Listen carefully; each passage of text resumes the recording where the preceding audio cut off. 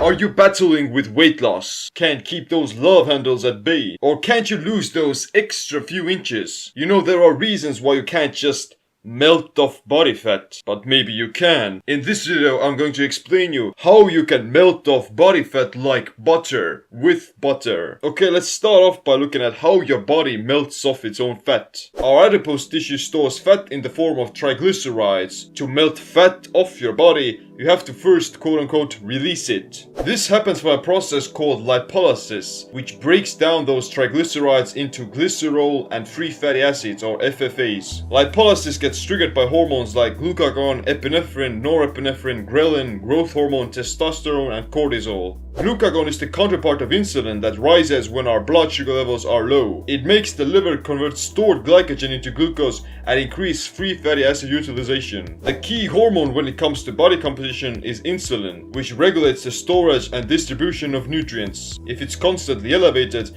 then we won't be able to burn fat and will actually be more prone to depositing it. Insulin gets released in response to rising blood sugar levels so that it could bring it down to normal. This happens by consuming high amounts of carbohydrates, very little by lean protein, and not at all by fat. High carb diets make lipase, the enzyme involved in breaking down body fat, almost completely inactive. By triggering insulin, you put a halt to burning fat for the rest of the day and possibly even the next one to come. Therefore, the secret to melting off body fat is to keep insulin levels low and restrict carbohydrate intake. And the ability to melt off body fat and use it for fuel isn't useful only for battling obesity or some illnesses. It's not about just weight loss, but it's a very useful nutritional trick. The difference between burning sugar and burning fat is that you'll be using your own adipose tissue and you'll gain more energy from it. When your liver glycogen stores get depleted, you increase glucagon and lipolysis by starting to produce more ketone bodies. After a while, you enter a state of nutritional ketosis in which you're using your own body fat for fuel instead of glucose. This can happen after fasting for 2 to 3 days or by following a low carbohydrate ketogenic diet. When you're in ketosis, you'll be literally taking your own body fat and converting it into energy. To lose weight, you would still have to be in a negative energy balance. But this is so easy to do on a ketogenic diet. Eating fat triggers a hormone called CKK, which tells your body that you're full. It gives the brain immense amounts of long-lasting energy and keeps it satiated. The foods eaten on a ketogenic diet are based on primarily fat, moderate protein, and virtually zero net carbohydrates. This will prime your metabolic machinery to preferring fat and ketones for fuel. But isn't fat unhealthy? Definitely not. Saturated fat and cholesterol have been villainized for decades, but all in vain. They're essential nutrients for healthy cell membrane, cognitive performance, and hormone production. Cholesterol is produced by your body every single day, and it's mostly comprised in the brain. When you're in ketosis, your biochemistry will be completely altered. You'll be using that saturated fat for fuel instead of clogging your arteries with it. Fat is unhealthy and dangerous only when eaten with high amounts of carbohydrates and sugar. And of course, vegetable oils and trans fats are more inflammatory than butter or coconut oil.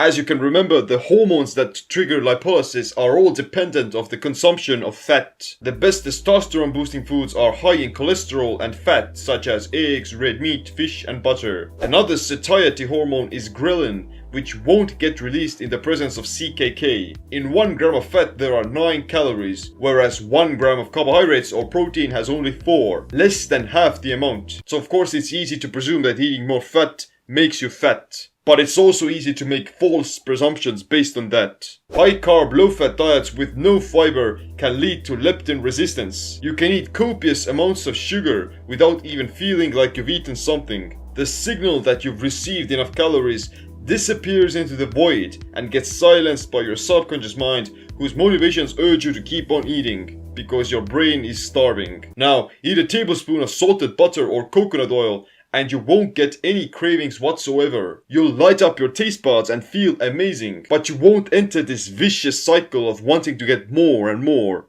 Fat feeds your brain and keeps it nourished. The foods eaten on a ketogenic diet will keep you satiated and extremely satisfied. Protein, fibrous leafy green vegetables, and healthy fats will give you more energy and keep you full. But for me, the ketogenic diet isn't about losing weight or staying ripped or anything like that. It puts you into a fat burning mode by default. Ketones are premium quality jet fuel that give you more energy than sugar does. They also have great performance enhancing benefits for both your muscles and cognition. If you want to melt off fat fast and easily, then keto is the way to go, but it shouldn't be your main reasons for trying it out. The ketogenic diet shouldn't be a quick fix. It should be done as a long-term thing because you'll reap all the benefits of proper keto adaptation after several months. If you want to learn more about the ketogenic diet and how to start it the easy way, then check out my book called Simple Keto. But if you're already doing the ketogenic diet and want to take it to the next level, then get my Keto IF program that combines the ketogenic diet with intermittent fasting. Thanks for watching. Make sure you click the like, subscribe, notification bell as well.